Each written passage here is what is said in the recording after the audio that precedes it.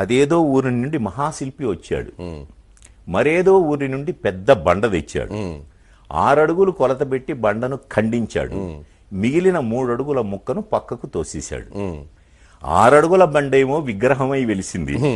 3 అడుగుల ముక్క బండ చాకిరేవు చేరింది. కంపు కంపు మనసులన్నీ దేవుని ఎదుట నిలిచాయి. కంపు కొట్టే బట్టలన్నీ బండ చుట్టూ పేరాయి. గొంతెమ్మ కోర్కెల గొంతులన్నీ తీర్థంతో తడిశాయి. మురికి మరకల బట్టలన్నీ నీటిలో ములిగాయి.